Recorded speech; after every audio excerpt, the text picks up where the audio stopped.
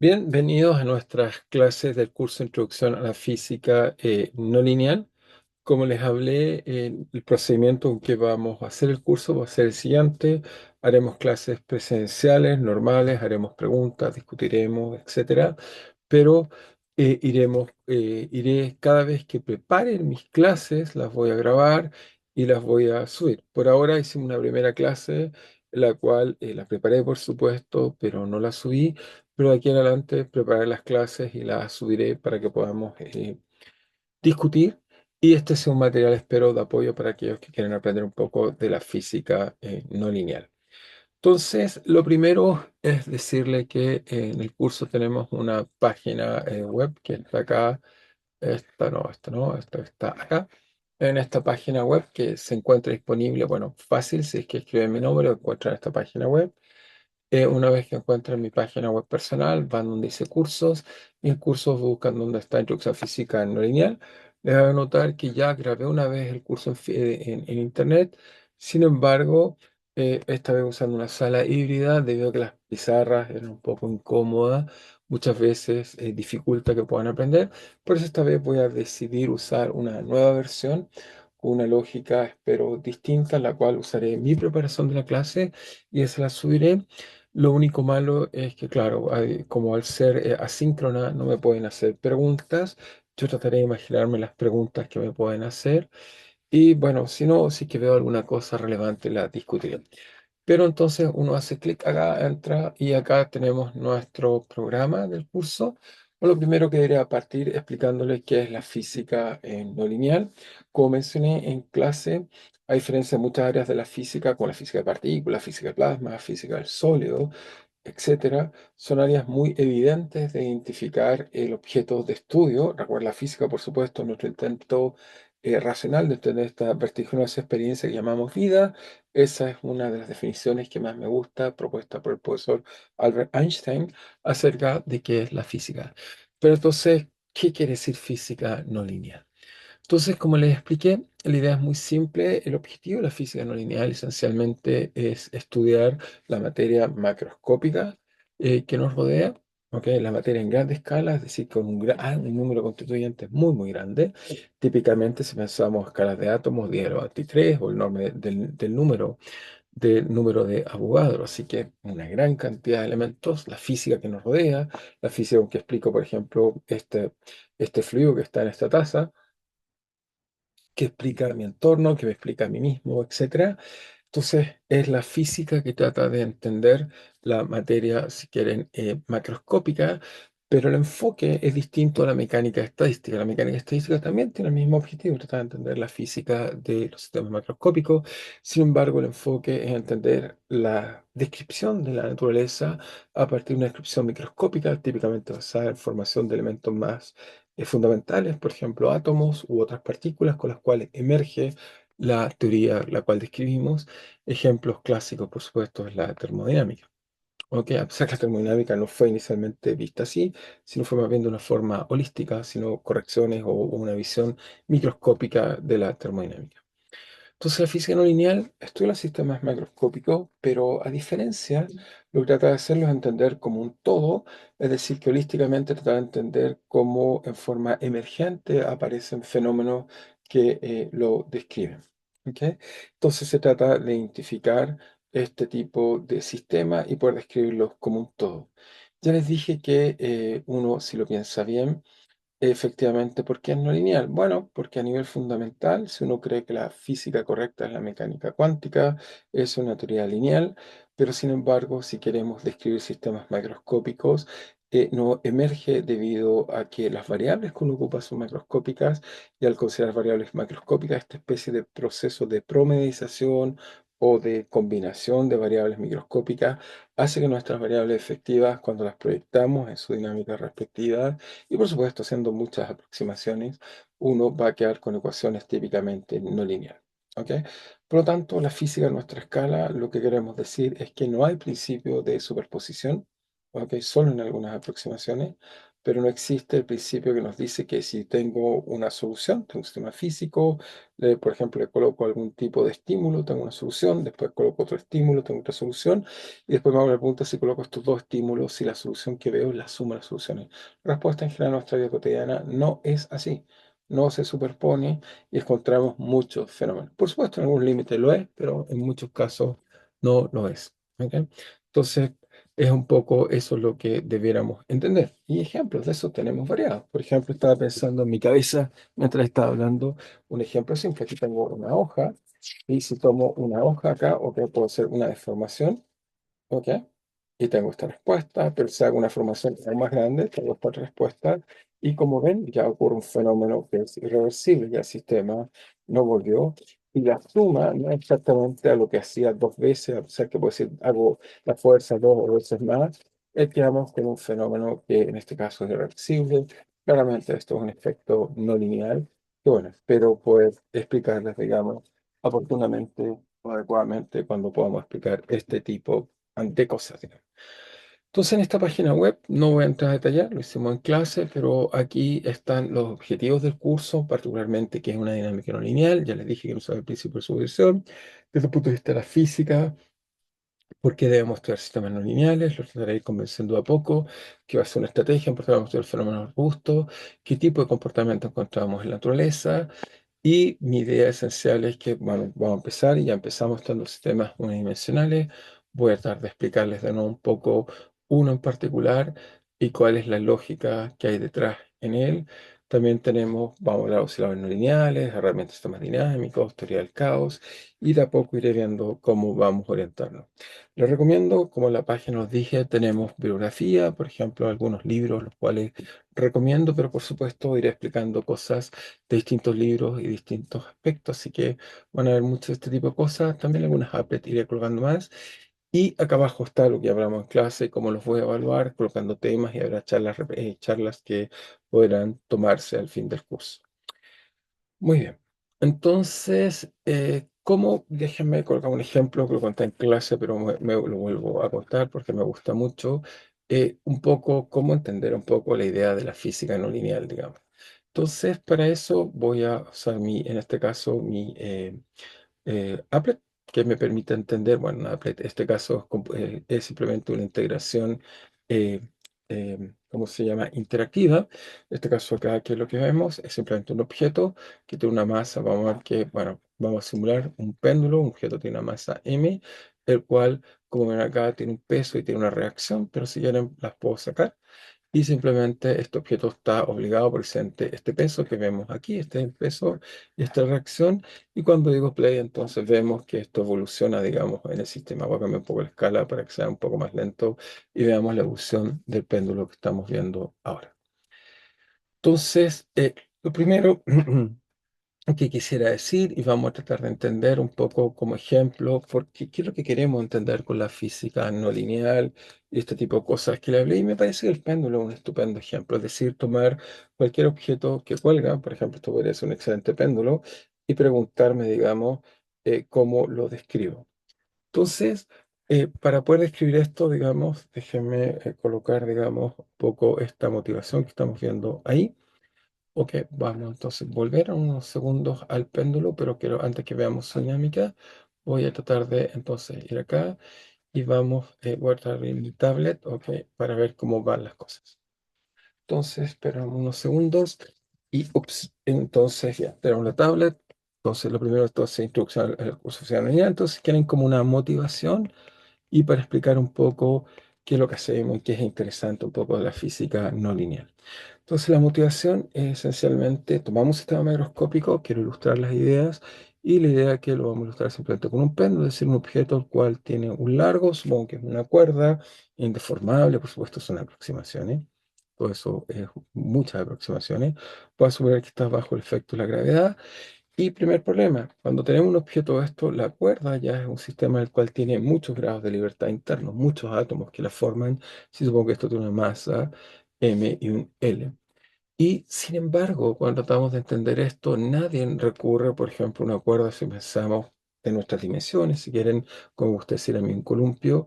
Esto, el número de constituyentes microscópicos debe ser del orden del número de Avogadro, lo más probable que mayor, pero coloquemos si quieren 10 elevado a 25 para tener un orden ilustrativo.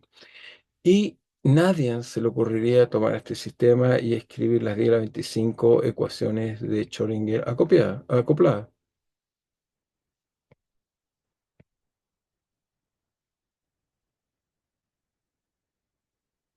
Simplemente porque ya escribirlas es un trabajo enorme, el segundo trabajo enorme sería simularlas, lo que lo hace muy, muy difícil poder hacer.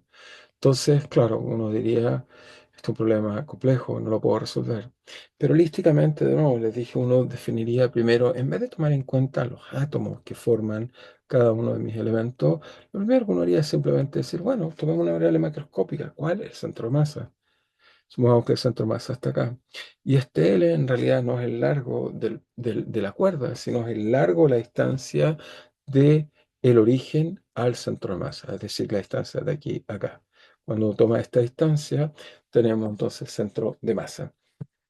Obviamente, lo que uno esperaría hacer esto, entonces tenemos el centro de masa, es escribir una ecuación. Por lo tanto, hay que introducir de nuevo variables macroscópicas, no puedo colocar las variables, sino que tomo la posición de estas partículas y voy a definir el ángulo que ellas forman con respecto a una vertical, que en este caso está acá. Vertical, por supuesto, puedo definir su problema usando la gravedad, y esto me define un ángulo. Y simplemente haciendo reacción, tomando en cuenta el peso, de nuevo, descripción macroscópica, esto puede ser un poco de trabajo, las ecuaciones de Newton, encontraríamos que el sistema queda simplemente escrito por la ecuación de un péndulo, que es simplemente menos mg partido por L seno de teta no lineal, y que si además tomamos en cuenta que en el sistema, por ejemplo, hay un fluido en torno a él, aire, a eso me refiero, aire, entonces colocamos este otro ingrediente, aire, entonces, por supuesto, debemos colocarle además disipación. Y esta es la ecuación del péndulo que estábamos describiendo antes. Y esta ecuación muy, muy simple nos permite, y tiene un poco lógica, lo trato así, es no lineal, es no lineal. Si tengo una solución y tengo dos soluciones, las sumo, no son solución. ¿Ok? De hecho, bueno, tiene un espacio-fase muy interesante que obviamente se escribe por funciones muy complejas, que son las funciones elípticas, o que en realidad son las funciones inversas, las funciones elípticas, las cuales nos permite caracterizar. Solo recordarles un poco lo que hace, porque me va a permitir hoy un poco discutir y hablar un poco de este tipo de cosas. Haré notar que en la clase les hablé un poco de la historia de la física o cada persona, digamos, cómo ha ido aportando. Trataré quizás de contar en mi próxima clase con cuidado algunas cosas que salté, pero les recomiendo que vean en YouTube para que vean qué tipo de cosas son interesantes en la física lineal. Pero primero partiría con este péndulo. Entonces, parto con este péndulo y voy a volver a mi simulación. Ok, acá está. Acá está la misma ecuación que vieron después, simplemente acá la simulo numéricamente y represento el ángulo, que es lo que ven ahí. ¿Ok? Pero lo primero que aprendemos es que la ecuación que estamos estudiando es una ecuación, perdón, de segundo orden. Por lo tanto, con una ecuación de segundo orden, el espacio físico no es suficiente porque solo tengo el ángulo. Sin embargo, al ser de segundo orden, también está la velocidad angular. Pero ok, si el espacio físico, el espacio que observamos es así. Ahora, si volvemos al espacio físico, vamos a volver acá. Este sería el espacio de fase donde viven las soluciones, donde el eje horizontal es la velocidad angular, el eje horizontal es el ángulo, el eje vertical es la velocidad angular, y esto me enseña que hay un lugar geométrico que relaciona la velocidad con la velocidad angular. Ese lugar geométrico, por supuesto, lo que llamamos energía. Si hay distintas condiciones iniciales, ahí la podemos ver sin problema en el sistema que estamos discutiendo. Entonces, podemos ver aquí, por ejemplo, voy a tratar de colocar una traza para que lo veamos mejor, ¿no? ¿Está bien? Voy a colocar eso para que veamos bien y acá voy a colocar que coloque líneas, me parece una buena idea. Entonces con eso podemos ir viendo cómo son, digamos, en nuestro caso, las trayectorias que describen el problema que estamos discutiendo, pero lo más interesante, bueno, el espacio fase es mucho más complejo, lo que están viendo acá. Voy a simplemente volver y lo voy a volver a cambiar, ¿ok? Vamos acá. Y en este caso de acá, ¿qué voy a hacer? Muy bien, voy a un conjunto de condiciones iniciales. Por ejemplo, acá veamos, aquí ahí está dando harto. Ok, puedo dar distintas condiciones iniciales, lo voy a hacer quizás así para que sea más cómodo y podamos ver bien las condiciones iniciales que tiene el problema. ¿Ok? Vamos a ver, digamos, las distintas condiciones iniciales. Solo un segundo. Tengo un pequeño gatito por ahí que me está molestando. Entonces, déjame ver si ese gatito ya entró. Muy bien. Voy a dejar que pueda ir a su lugar, digamos, y me deje de molestar, digamos. Vale. Entonces, tenemos estas condiciones iniciales, el espacio de fase. Solo un segundo, ya lo vamos a decir al gatito. Va a decir, chao. Muy bien. Entonces, ya se fue y nos deja tranquilos. Muy bien. Entonces, espacio fase, podemos dar más condiciones iniciales. ¿Ok? Aquí podemos colocar muchas y ver cómo es este espacio fase. Por supuesto, un poco más complejo. Aquí viven las soluciones y entendemos muchas cosas. Entonces, lo primero que quiero mostrar es que, bueno, este tipo de herramientas, vamos a desarrollar herramientas geométricas para entender las soluciones, como a Poincaré le gustaba decir, y también Feynman le gustaba decir que lo que importa es entender cualitativamente las soluciones de un problema y no las soluciones porque pueden ser muy complejas. ¿Ok? Entonces, lo que vamos a tratar de hacer muy bien es escribir ecuaciones macroscópicas, caracterizar sus soluciones, ver si podemos introducir conceptos que nos permitan entender un poco mejor cómo funcionan las ecuaciones y cómo poder escribirlas un poco mejor. Entonces, mi primera motivación va a ser, ok, partamos por simplicidad y uno se hace la pregunta, muy bien, tenemos esto un muy buen ejemplo que describe, digamos, el sistema de alguna forma. Ok, complejos, sistemas no lineales, macroscópicos, que es un poco la física no lineal, queremos hacer.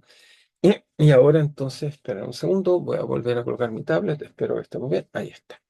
Entonces, ¿qué es lo que quiero hacer ahora?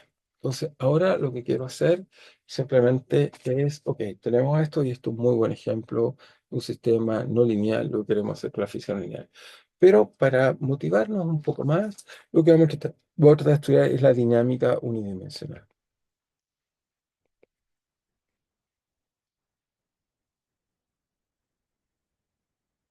Entonces, la idea de la dinámica unidimensional, digamos, nos va a permitir entender muchas cosas, digamos. Entonces, ¿cuál es la idea de la dinámica unidimensional? Uno se hace la pregunta, bueno, partamos con ecuaciones muy simples, tratar de entender las ecuaciones no lineales, cómo las podemos describir, entender, y además caracterizar ciertas ecuaciones que vamos a ver son más importantes. Entonces, la idea de una dinámica unidimensional es una dinámica descrita por una sola variable. Es decir, supongamos que sea, en este caso, el sistema dinámico que estamos estudiando, sea x de t, la variable que queremos describir el sistema. Variable que, variable que describe un sistema dado. Y vamos a suponer que por ahora la dinámica, si es unidimensional, simplemente vamos a tener su tasa de variación, una ecuación diferencial, va a ser simplemente una función de x, y por supuesto vamos a colocar parámetros que la va a describir. Va a ser esto lo que vamos a llamar una dinámica unidimensional. ¿Ok? Describimos esto como dinámica unidimensional. Y lo que vamos a hacer posteriormente es, bueno, tenemos esta ecuación, queremos entenderla. La primera pregunta que nos podríamos hacer, que les dije que esto es un curso de física no lineal, y por lo tanto, si es un curso de física no lineal, la pregunta no sería, ok, esto es no lineal, no cabe duda. Esto es un sistema físico, no cabe duda. Esto, uno se pregunta, ¿qué tiene sentido físico hablar de ecuaciones de primer orden cuando un físico las primeras ecuaciones, uno piensa ecuaciones fundamentales son la ecuación de Newton, ecuaciones de Maxwell, ecuaciones de fluido, Navier-Stokes u otras? A uno tiende a quedar que las ecuaciones no las escribimos como esta. De hecho, si alguien le pregunta que me diga alguna ecuación física fundamental que tiene esta fórmula, no nos parece muy habitual. ¿Ok? Pero veamos que efectivamente sí tiene sentido y en qué sentido. Entonces, la primera pregunta deberíamos hacer, ¿tienen sentido físico las ecuaciones de primer orden?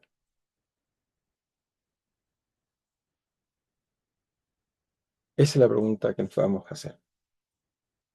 Si es que tienen sentido físico las ecuaciones de primer orden. Y la respuesta es sí. Veamos un ejemplo cómo tiene sentido esto. Y el ejemplo que voy a hacer es justamente, voy a partir de que ecuación del péndulo, a partir del péndulo voy a tratar de convencerlos de que uno tomando un límite apropiado, que es el límite que llamamos eliminación adiabática, podemos recuperar un sistema unidimensional. Para eso entonces déjenme volver a colocar la simulación, ilustramos esto y tratamos de explicar qué es lo que está pasando en el sistema físico en cuestión. Entonces vuelvo a colocar mi simulador. Ok, lo voy a buscar, está por acá. Voy a buscar dónde está. Ok, muy bien. Entonces lo volvemos a ver, estamos ahí. Y entonces estamos por acá dando alguna trayectoria, digamos, voy a dar alguna que esté ahí. Volvemos al péndulo que está acá. Y lo que voy a hacer ahora, por supuesto, es que le voy a colocar disipación. Ok, por supuesto, cuando colocamos un poco de disipación, como vemos ahí, la disipación hace, por supuesto, que el péndulo se amortigüe y por lo tanto, si es una condición inicial, simplemente la energía se amortigua y desaparece, como vemos. Entonces, en el espacio fase, ¿qué significa haber colocado esto? Bueno, es que si ahora doy muchas condiciones iniciales, voy a tratar de colocar algunas aquí, lo que vemos es que cuando evolucionan simplemente las trayectorias se atraen y van al origen, que en este caso corresponde al péndulo en su posición vertical. ¿Ok? Sigue siendo, ok, uno dice, muy bien, antes tenía una imagen cuando era conservativo que había energía, colocamos disipación, está desapareciendo. Lo interesante es que cuando ya uno coloca suficiente disipación, en este caso el dificiente significa mayor que, en este caso, 2, pero si colocamos 5, un número más grande que eso, esa es la disipación, en este caso, veamos lo que pasa. Y aquí vamos a descubrir nuestro primer ejemplo, que es lo que quiero convencerlo. Entonces, fíjense, doy una condición inicial y vamos a ver que esto decae, fíjense, decae, todas las trayectorias decaen. De hecho, voy a colocar una nueva, pero para que quede más claro, le voy a colocar un marcador para que vean qué es lo que hace. Entonces, si fijan, me coloco acá, doy una condición inicial, aquí, esta decae, y cuando decae se mueve rápido, y claro, veamos por qué digo rápido. Voy a colocar aún un poco más rápido, pero 5 debería estar bien, pero colocar aún más grande este número para ilustrar lo que estoy tratando de convencer. Espera un segundo, vamos a cambiar este número que está ahí. Ok, ahora sí.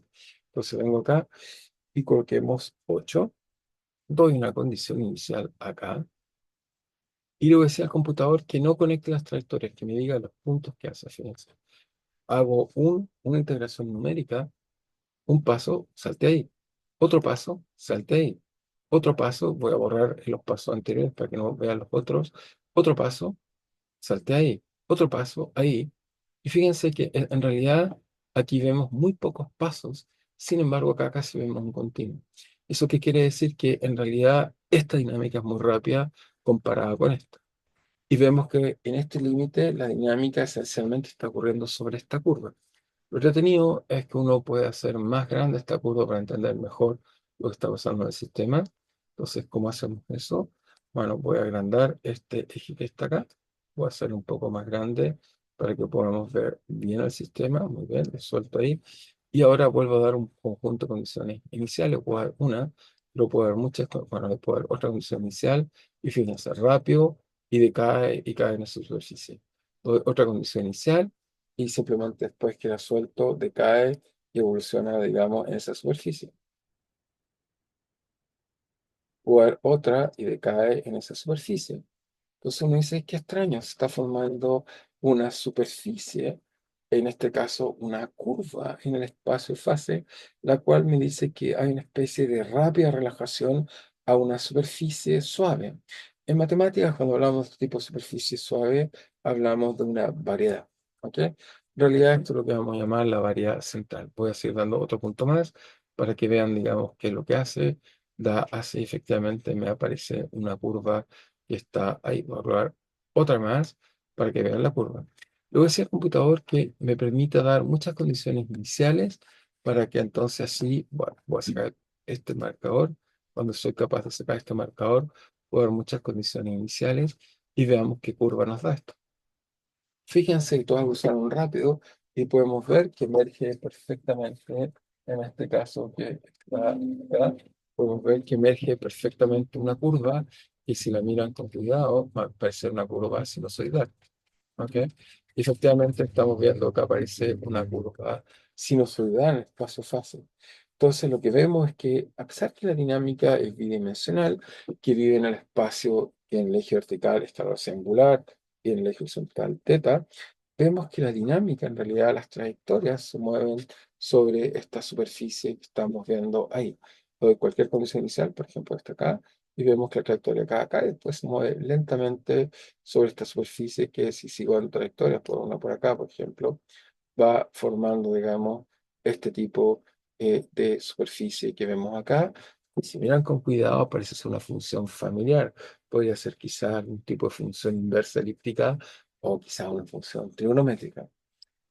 Entonces, veamos que esto que estamos viendo acá nos va a permitir obtener sistemas unidimensionales. El sistema en realidad es bidimensional, pero puedo separar la dinámica temporal en dos escalas. Una escala rápida que me permite viajar sobre esta superficie y después moverme lentamente sobre ella, lo cual me permite tener esta curva que están viendo aquí, que en realidad para tiempos grandes vamos a ver que me permite describir el sistema como un sistema bidimensional. Pero veamos y tratemos, digamos, de poder describir este sistema que estamos hablando ahora. Entonces, permítanme, ok, ahí sí está mi tablet, volvemos a la tablet y veamos entonces efectivamente qué podemos hacer con ella. Perfecto. Entonces, ¿cómo entender esto? Bien, entonces lo que voy a hacer es lo que llamamos eliminación adiabática, ¿ok? Eliminación adiabática, la cual nos permite de alguna forma tener un sistema de muy alta dimensión y simplemente jugando con las ecuaciones podemos transformar la dinámica en una dinámica en vez de dos dimensiones en una dimensión, de tres dimensiones en una dimensión, de n dimensiones en una dimensión a través de este proceso que llamamos la adiabática, que en realidad tiene que ver con separación de escala temporal, separación de escalas temporales. La idea esencial es que simplemente tomamos esta ecuación que tenemos acá, solo quiero usar esto como ejemplo, pero me ilustra claramente lo que quiero decir. Es que lo que vimos fue un fenómeno que ocurrió simplemente cuando cambié e hice el mu muy grande.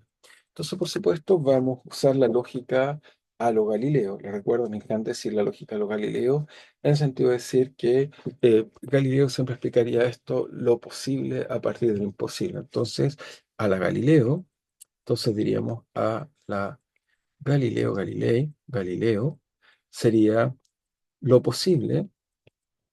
Galileo se refería, lo posible se refiere a lo que uno observa. Lo posible o en el mundo real donde uno vive, mundo real,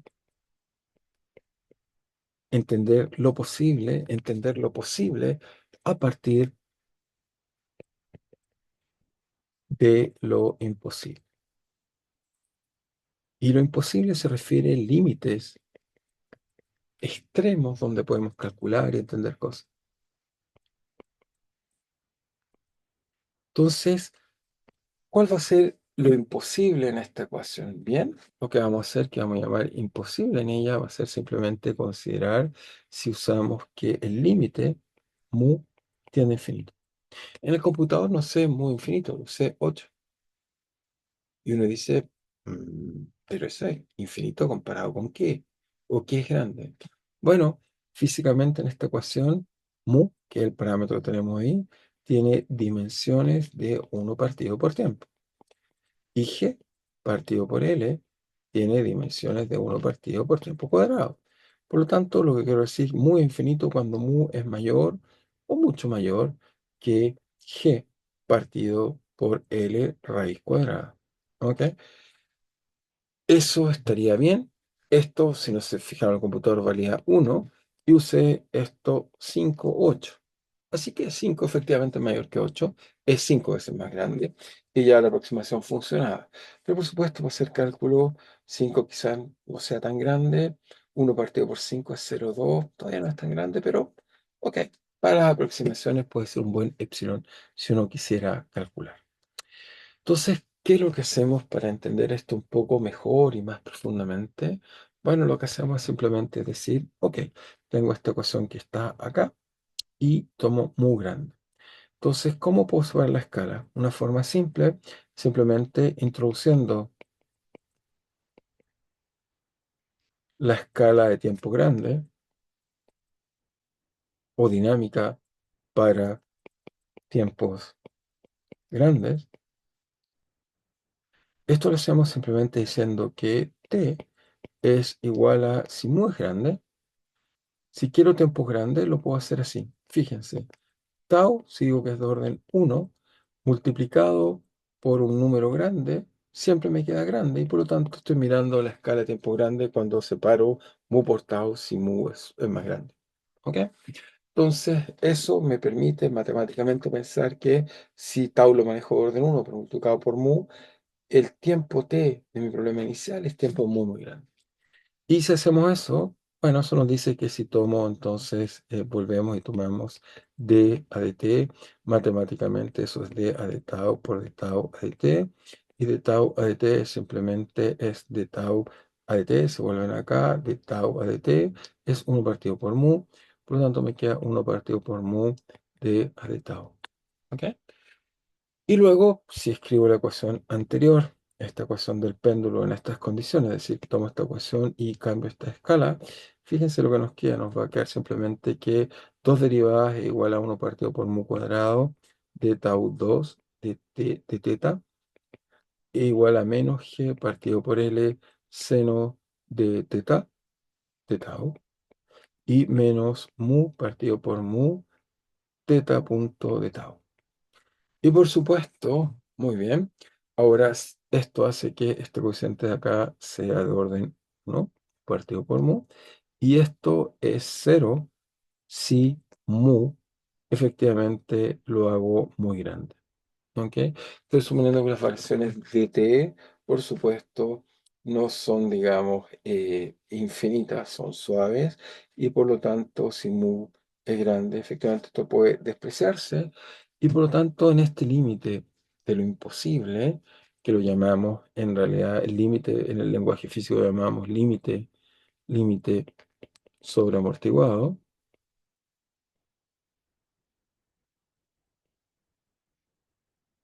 Y también me gusta decir que es una bifurcación del lenguaje de Poincaré. ¿Por qué? En este límite sobreamortiguado, el sistema dinámico que estamos viendo se escribe simplemente como una ecuación de la forma teta punto de tau igual a menos g partido por L seno de teta. Es decir, que en este límite, físicamente, el sistema se puede aproximar por una ecuación unidimensional y no bidimensional. ¿Qué estamos diciendo?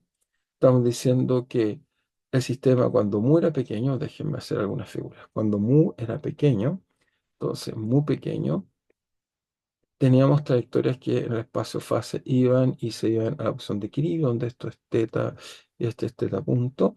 ¿Ok? Por supuesto, por acá está el otro punto de equilibrio, acá también. Este de acá, por supuesto, representa al péndulo hacia arriba, este también representa al péndulo hacia arriba. Este que tenemos acá representa, por supuesto, al péndulo hacia abajo. Lo interesante es que las trayectorias que, bueno, conectan estas curvas que parten de acá, las variedades también asociadas, variedades repulsivas y atractivas de esto de acá, son trayectorias que si uno mira con cuidado, bueno, van a venir, digamos, de distintos lugares del espacio de fase. Esta, por ejemplo, va a venir hacia acá y esta va a ser así, ¿ok? Esta en realidad así.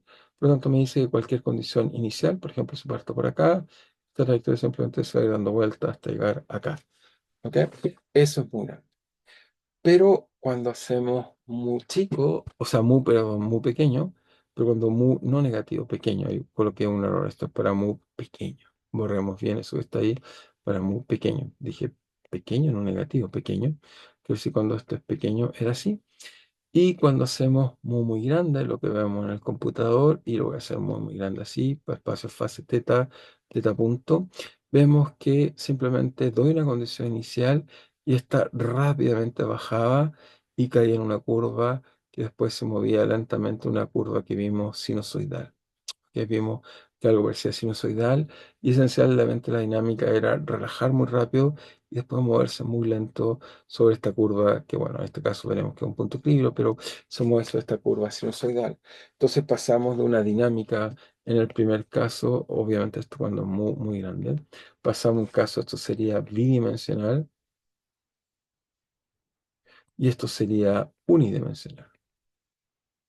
Por supuesto, esto en dos dimensiones, pero la separación de escala hace que la dinámica se describa por algo unidimensional, que es la ecuación que tenemos acá. Para tiempos suficientemente grandes, el sistema rápidamente relaja a esta superficie y una vez que cae en esta superficie se mueve lentamente sobre ella y tenemos eso que está ahí que describe la dinámica sobre el sistema. Eso es lo que estamos haciendo. Entonces, primero, es decir, que un sistema sobreamortiguado se describe perfectamente sobre una superficie que tiene menor dimensión. ¿Ok? Ahora uno dice, pero ¿por qué me apareció el seno? Bueno, es muy fácil, ahora lo podemos ver bien. Porque en este límite, fíjense, lo voy a hacer de nuevo la figura. Si acá colocamos teta, teta punto.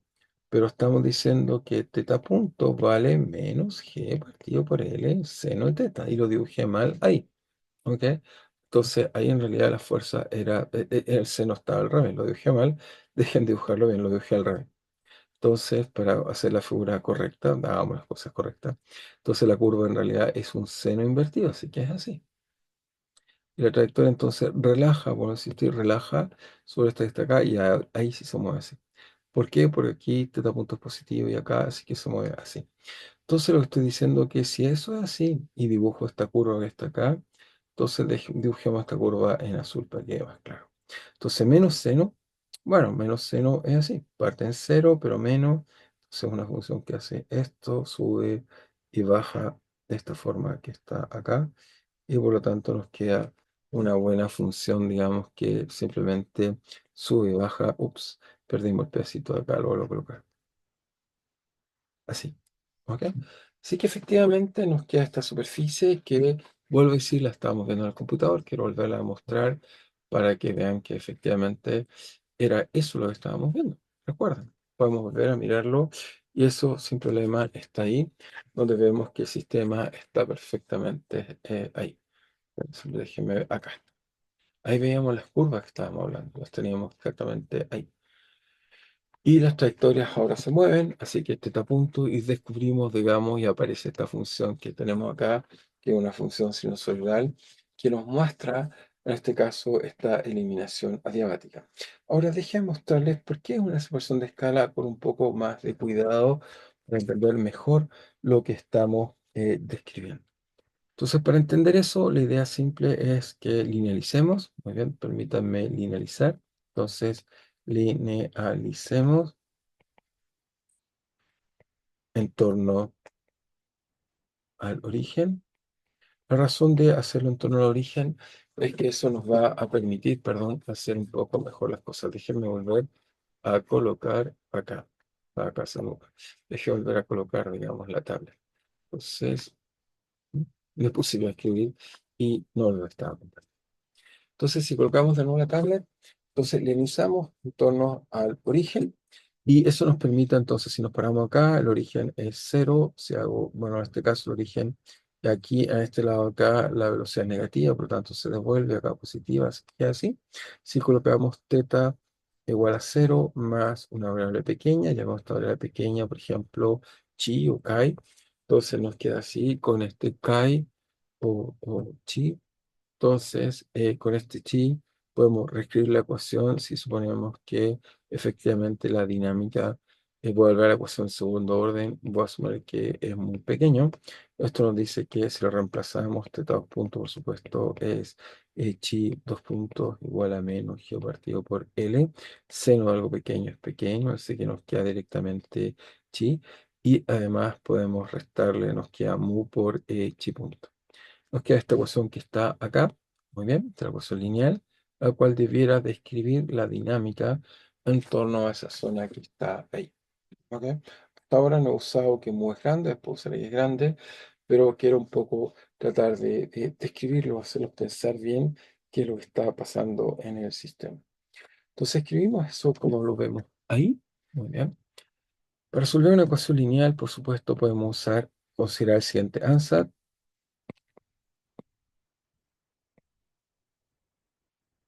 cual simplemente decimos que chi lo podemos escribir simplemente como un chi cero constante por exponencial de lambda t. ¿Ok? Y finalmente, eso estamos haciendo un poco la transformada de Laplace, pero que lo podemos considerar simplemente lineal. Lo, lo reemplazamos, la segunda derivada simplemente es lambda cuadrado por chi cero por exponencia de lambda t. Como es lineal, lo simplificamos en ambos lados y nos queda la ecuación para los valores propios con la siguiente forma. Si lo paso todo para el mismo lado, que es lo que voy a hacer, acá me quedaría entonces esta segunda derivada que viene de acá. Después paso esto para acá, eso simplemente g, y esto me queda un lambda menos lambda mu. Por lo tanto, cuando lo pases al otro lado nos queda más mu lambda, muy bien, más g partido por l igual cero, que es lo que llamamos simplemente la ecuación de valores propios. Y esta ecuación de valores propios, por supuesto, podemos construir como sus vectores propios, pero primero calculémonos, la podemos resolver. Nos dice que lambda en realidad vale menos mu más menos raíz cuadrada de mu cuadrado menos 4g partido por l, bien, dividido por 2. Entonces, esta fórmula que está acá nos dice cómo son las tasas de crecimiento y de crecimiento o crecimiento de problema. ¿Ok? Y si la graficamos, por supuesto, esto es un número complejo, lo podemos graficar, por supuesto, como un número complejo. Debemos graficarlo en el plano complejo, donde acá, si quieren, en el eje horizontal colocamos la parte real de lambda, y acá colocamos la parte imaginaria de lambda, y representamos esto. Entonces, si pensamos primero que nada que mu es muy pequeño o mu cero, primero si quieren coloquemos mu cero, colocamos esto por mu igual cero, bueno, vamos a tener dos valores propios así, y estos valores propios simplemente son raíz imaginaria de g partido por l, menos i raíz de g partido por l, y eso es porque acá obviamente esto es un número, si mu es cero es negativo, que eso está ahí. Cuando empezamos a disminuir o aumentar, perdón, la disipación, pero es pequeña, entonces, ¿qué es lo que pasa con ella? Bueno, parte de aquí y empieza a disminuir los valores propios. O sea, un valor dado es así. En esta zona el espacio-fase, bueno, el color violeta, no hay disipación. Tenemos el espacio-fase bonito, conservación del espacio-fase. Ahí es donde vemos esta estructura tipo como parece un ojo en el espacio que veíamos en el sistema. Cuando colocamos verde, pero es pequeño, vemos típicamente un sistema sobreamortiguado. Ok, déjenme volver a colocarlo en simplemente en el computador, pero obviamente mucho es trivial lo que estoy diciendo, pero quiero volver a convencerlos de que era así. Es decir, que si vengo al sistema y, ok, estaba corriendo, he hecho la simulación, voy a dejar de correr y le voy a decir que ahora coloque un pequeño, por ejemplo, cero, bueno, primero cero. Cuando es cero, entonces tenemos nuestro espacio fase habitual, va a una función inicial, dejamos que funcione, y esa función inicial, por supuesto, no es un círculo, que está muy bien. Y si doy muchas condiciones iniciales, recuperamos nuestra estructura. Por supuesto, este caso es un poco deformado porque tengo varios periodos, pero entonces, bueno, podemos colocar más y ver cómo están esos periodos. Este es el espacio fase y simplemente se repite muchas veces. Aquí tenemos una trayectoria, y aquí tenemos las trayectorias de libración, son aquellas que el péndulo da vuelta, vuelta, vuelta, y estas que tienen ángulo finito son las que están acá dentro del sistema en el espacio fase. Sin embargo, si colocamos una disipación pequeña, que es lo que nos pasa, bueno, colocamos una pequeña, 0,1 por ejemplo. En este caso, 0,1, ¿qué es lo que ocurre? Podemos limpiar las trayectorias, pero vemos que las trayectorias, como vemos ahí, en el espacio fase, simplemente podemos ver muchas de ellas. Vemos que estas simplemente puedo ver más. Estas simplemente ahora van a converger a los otros actores que vemos que están ahí. Simplemente converge un poco lento, que se va a hacer un poco más grande para que sea menos, aunque vemos muchos puntos, a colocar uno. Uno todavía es chico. Ok, ya vamos a ver por qué uno todavía es chico, en el sentido que vemos una dinámica disipativa unidimensional. ¿Ok? Ahí ya vemos un poco mejor este tipo de dinámica disipativa unidimensional. Si hacemos así, vemos que las trayectorias convergen y simplemente cuando convergen esto hasta acá. ¿Ok? Pero si volvemos a nuestra imagen, va a haber un valor crítico en el sistema cuando mu esencialmente es tal que mu coincide con raíz cuadrada de 4G partido por L, es decir, que dos veces la frecuencia natural, ocurre esta bifurcación. ¿Por qué bifurcación? Porque en el espacio-fase va a cambiar, ya no va a haber oscilaciones. Esto en este computador es cuando esto es exactamente 2. Si colocamos 2, esto hace coincidir que la frecuencia, la condición de transición es aquí donde ya el sistema no presenta oscilaciones. Es decir, de una condición inicial, fíjense las trayectorias en el espacio-fase ya no presentan ningún tipo de oscilación. Es justo aquí, y ya se fijan, empezamos a ver este tipo de funciones trigonométricas. Empezamos a ver sin problema este tipo de derivadas, digamos, o funciones sinusoidales que en el espacio físico corresponden ¿a qué? Bueno, el espacio físico corresponde a que el péndulo, si lo tomo y lo suelto, no, el columpio no pendulea, simplemente se sobreamortigua y cae al origen sin ninguna oscilación.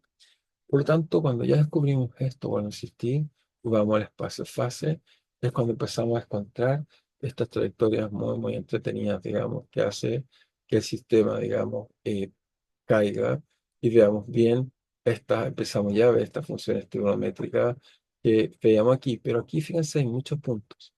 Y mientras más grande el mu, por supuesto esto es un poco más lento, ya empieza esta sucesión de escala, pero cuando hacemos mu muy, muy grande, esta sucesión de escala se hace cada vez más evidente. ¿Ok? Entonces volvemos y tratemos de entender esto un poco mejor, qué es lo que está pasando en el sistema que estamos estudiando. ¿Mm? Entonces, ok, entonces compartir y ahí se nos va a ir esencialmente a tratar. Perfecto. Entonces, ¿qué es lo que está pasando? Lo que está pasando entonces es que hay una bifurcación. Estos valores propios se acercan. Cuando hay un valor crítico acá, déjenme colocarlo en otro color, azul, aquí. Cuando mu es igual a 2 raíz de g partido por L, ocurre transición de amortiguado a sobre amortiguado. Los dos valores propios en el plano complejo coinciden y se vuelven real. ¿Ok? E incluso es generado, ya no hay parte compleja conjugada. Y lo interesante es que después, cuando seguimos moviendo, ok, por ejemplo, pongámoslo en rojo, cuando ahora mu es mayor que este mu crítico, vamos a ver que simplemente un valor propio se mueve hacia allá y otro se mueve hacia acá. ¿Ok? Y esto cuando ocurre esta cosa muy, muy entretenida de que va a ocurrir esta separación de escala. ¿Qué significa esta separación de escala? Déjenme colocarlo un poco más claro acá. Significa que el sistema simplemente lo que vemos va a ser que un valor propio está acá y otro valor propio está acá. Por lo tanto, puedo separar esta dinámica de aquí, se separa de la otra porque tiene escalas muy, muy distintas y eso hace entonces que no lo veamos. ¿Qué significa esto exactamente? Entonces, déjenme colocar entonces, esto es lo que llamamos la variedad central. Variedad central, o lo que nos va a permitir construir esta variedad central, va a ser el conjunto de variables y su dinámica que nos da la dinámica efectiva. Entonces, anotemos esta idea importante. La variedad central está dada por la dinámica con valores propios más pequeños. Ahí está la separación de escala. Entonces, variedad central está dada por el conjunto de variables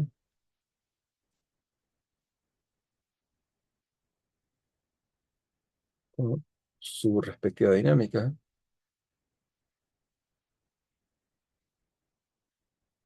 que están cerca del eje imaginario, que están cerca del eje imaginario.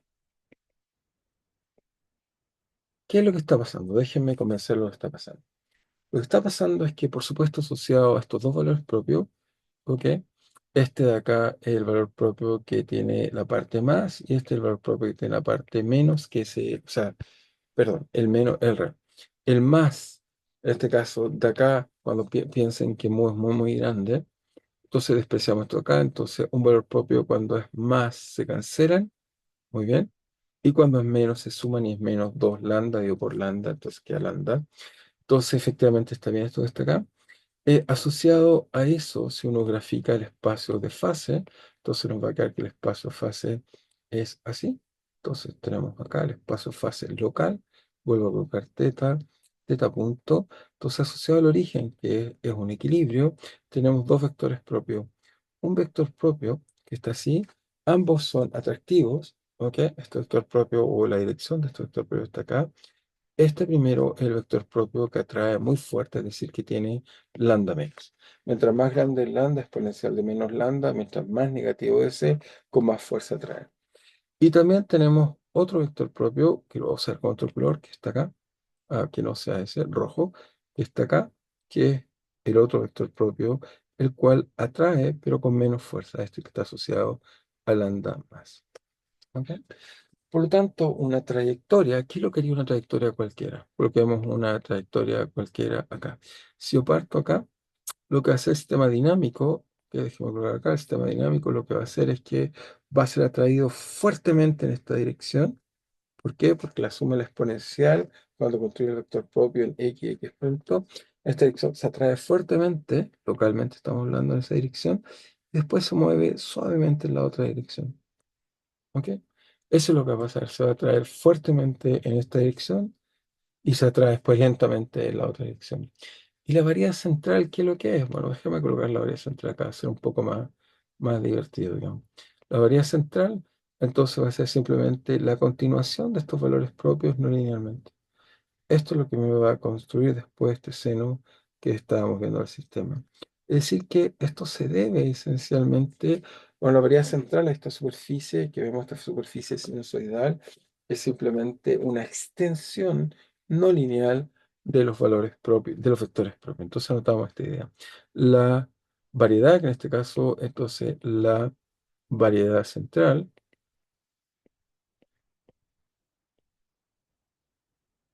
es la extensión no lineal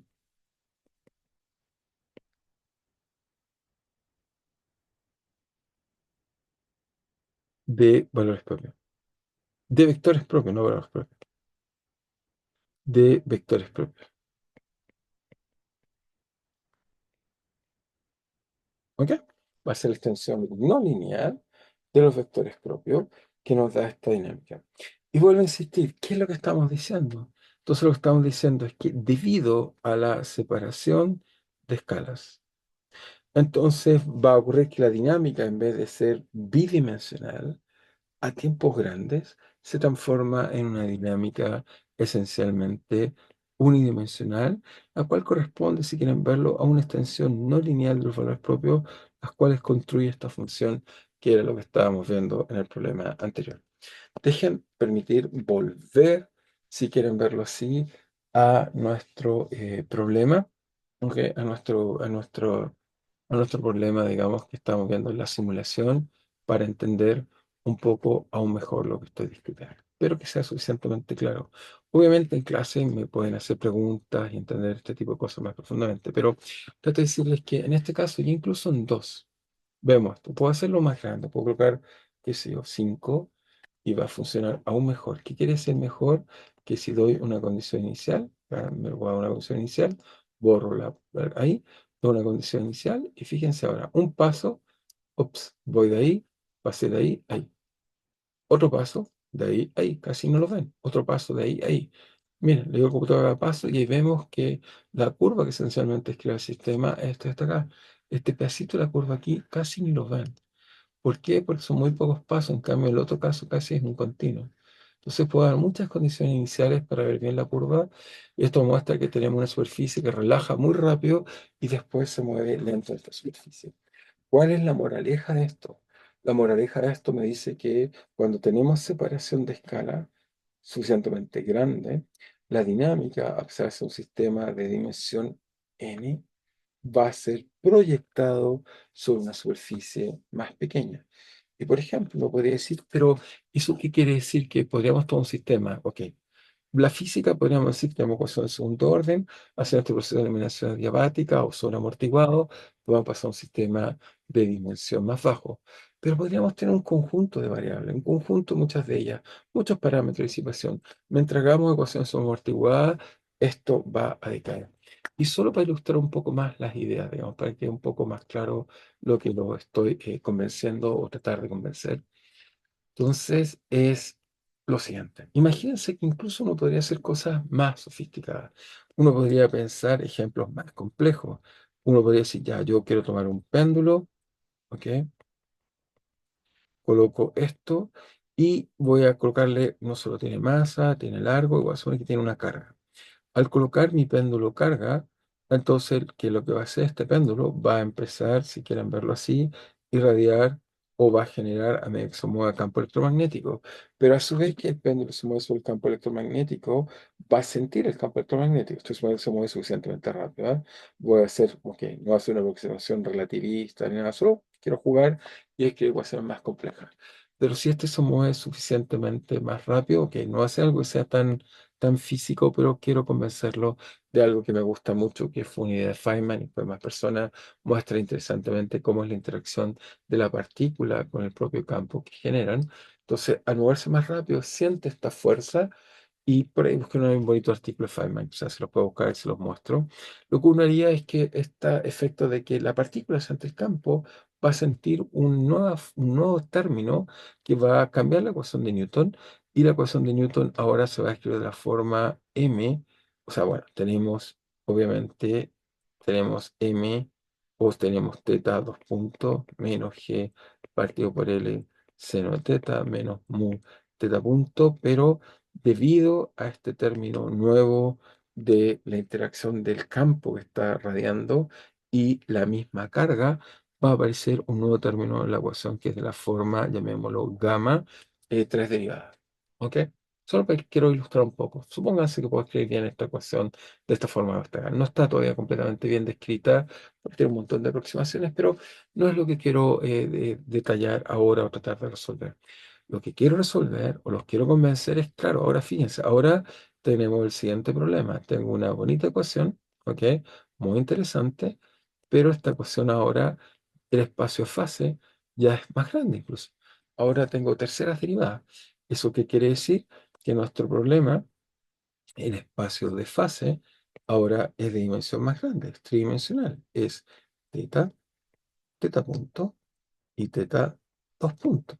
Ahora las trayectorias viven en tres dimensiones, es decir, que las cosas ahora de una condición inicial y se mueven, qué sé yo, mucho más complicado. Bueno, no estoy exagerando la imagen, pero trato de convencerlos que es tridimensional. Divertido es que si de nuevo considero el límite extremo, ¿ok? Vuelvo a insistir, a lo Galileo.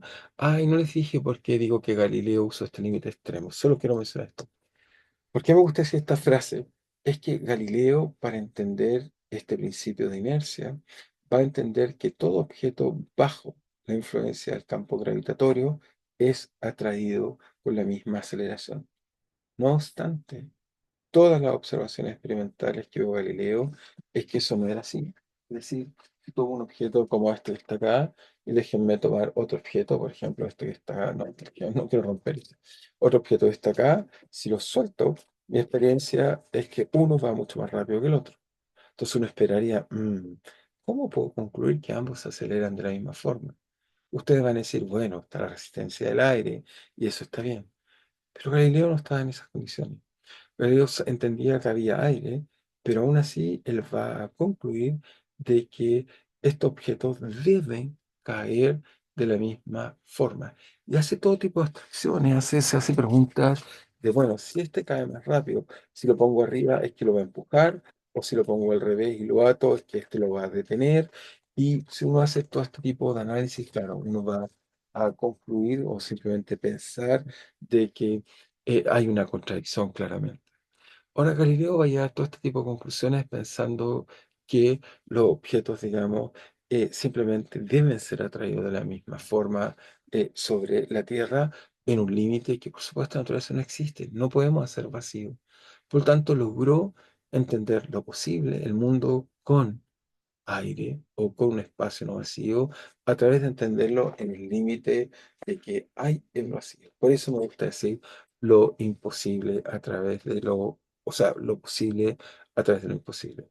Entonces, si tomamos el límite mu tiende a infinito, puedo volver a hacer el mismo cálculo, cambio a escala de tiempo, introduzco de nuevo tau igual a mu, o sea, mu por tau igual t, y por lo tanto las ecuaciones en este límite se van a volver a escribir simplemente como teta 2 puntos, 3 puntos, luego me queda mu teta 3, me queda más mu cuadrado teta punto, 2 puntos, más en este caso teta punto igual a menos g partido por L seno de teta. Y por lo tanto, en el límite de mu tende a infinito, esto es cero, y por lo tanto vuelvo a recuperar la ecuación unidimensional. En este caso se calculan los valores propios, claro, el problema es un poco más complejo, hay tres derivadas, pero en el límite mu es grande, le aseguro que el espacio fase, sí o sí, tiene que tener una forma, puede ser más complejo, podría ser, por ejemplo, no lo he calculado, puede ser una buena tarea que los haga calcular algo así, pero quiero decir que la parte real, la parte imaginaria, le aseguro lo que descubriríamos que hay un valor propio acá. Lo más probable es que los otros son complejos conjugados en general, que es el caso más general. Y de nuevo tenemos esta separación de escalas. Y cuando tenemos esta separación de escalas, por lo tanto, podemos esperar que efectivamente, de nuevo, este sistema en buena aproximación solo se va a describir y voy a discutir con más calma esto en clase, por supuesto, y de volver a subirlo, digamos, solo estas dos primeras clases las vamos a hacer con la preparación retardada, pero ya espero aquí adelante empezar a subir las clases ante cosas ya más preparado, pero ahí diríamos que entonces la dinámica de este sistema, a pesar de tener tres derivadas, simplemente se escribe por una dinámica unidimensional así y espero convencerlos ahora cómo es la dinámica cualitativa de este sistema. Voy a tratar de explicarle cómo es en clase, pero quiero convencerlos que uno puede tener muchos sistemas, hay separación de escala, que es lo que estamos diciendo acá. Entonces, físicamente podemos tener sistemas unidimensionales y por lo tanto sí tiene sentido físico estudiar estas ecuaciones, que es lo que vamos a tratar de hacer en las próximas clases. Bien, esto un poco resume las cosas que estuvimos discutiendo en clase. Por supuesto, trataré de ir avanzando un poco más. Seguramente me voy a equivocar en algunos instantes, pasar más o menos materia. Eso lo discutiremos con calma. Pero bueno, lo iremos analizando y también iré calculando, porque esto fue más o menos lo que lo discutimos en la última clase. Eh, pero sin duda, bueno, tengo que predecir bien, como obviamente no hay pregunta cuál es el tiempo que requieren. Bueno, así que nos estamos viendo la próxima vez, así que espero que estén bien. Bueno, nos estamos viendo.